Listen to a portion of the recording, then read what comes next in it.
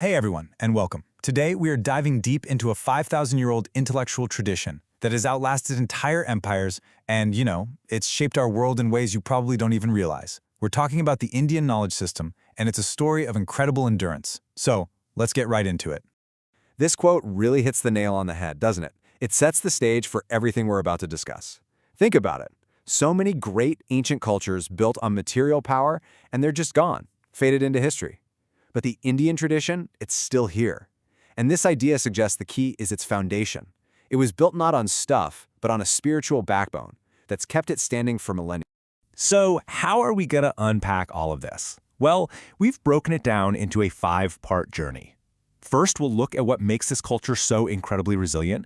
Then we'll check out the blueprint for how all its knowledge is structured. After that, we'll explore some of its amazing gifts to the world, dig into its core philosophies, and finally, we'll connect it all back to today. Okay, let's start with that first big question. What's the secret sauce here? What gives a 5,000-year-old tradition its incredible staying power while so many others have just crumbled into dust?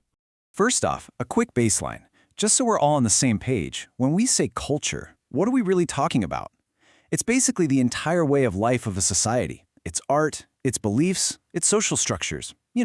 Everything that gets passed down from one generation to the next. It's the whole shebang. And here we have it, the formula for that resilience. And it's not just one thing, it's how these 4 pillars work together. You've got continuity, which keeps that ancient wisdom alive and relevant. Then there's tolerance, which allowed it to absorb new ideas and people without self-destructing. You've got adaptability, which is crucial, letting it evolve with the times. But the bedrock holding it all together? That's spirituality. This deep-seated focus on self-realization over just, material comfort. This combination created a culture that could bend and flex without ever breaking. All right, so if that's the why of its endurance, the next logical question is how? How was all this wisdom organized? How was it preserved and passed down for thousands of years? Let's take a look at the blueprint. So the first thing you have to get your head around is that we are not talking about a single holy book. Not at all. It's much more like a massive, interconnected library, maybe even an ancient internet of ideas, all hyperlinked together and built over millennia. It's a whole ecosystem of texts, all with a very specific structure. And this chart, wow, it illustrates that structure perfectly. Just picture a giant ancient tree. The 4 main Vedas are the trunk. That's the core spiritual knowledge.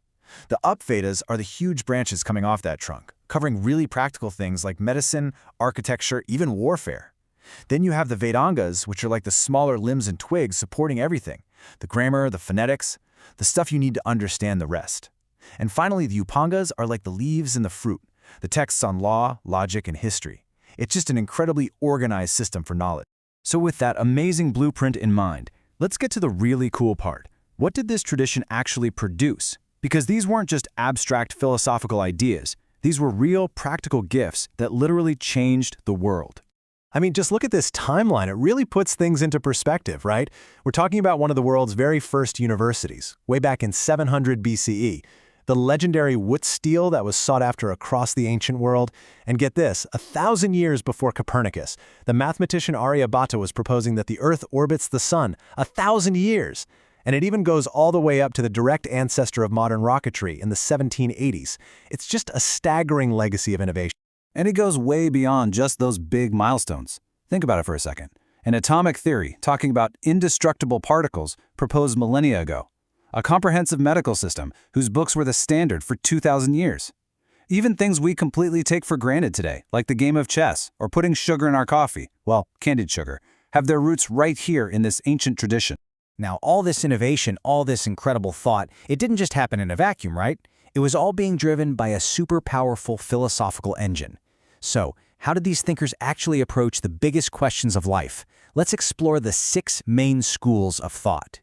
These 6 schools, they represent different paths, but they're all heading to the same goal: truth. And the easiest way to get your head around them is to think of them in pairs. So Samkhya gives you the theory that reality is made of consciousness and matter, while yoga gives you the practice to actually unite them. Then you have Nyaya, which built this rigorous system of logic, and Vaishika, which used that logic to develop an atomic theory of the universe. And finally, you have Mimamsa, which focused on right action based on the scriptures, while Vedanta took the ultimate leap, exploring the nature of reality itself. Each one is a totally unique lens for looking at the world. So we've looked at the culture, the scriptures, the science, and the philosophy. That's a lot of ground we've covered. But the really crucial question is still hanging there. What does any of this ancient legacy mean for us, right here, right now? And this is where it all comes together. Modern science has given us unbelievably powerful tools to explore the outside world, the ultimate truth of matter. What the Indian tradition did at its very core was develop an equally rigorous science for exploring our inner world, the ultimate truth of consciousness. The big insight here is that these two things are not in conflict. They're two sides of the same coin, two totally essential methods for understanding our total reality. And that really leaves us with a final thought to chew on. In our modern world, where we so often struggle to find a balance between technological progress and our own inner well-being, what can we learn from a knowledge system that has spent literally thousands of years trying to perfect that exact synthesis? It's a question well worth asking.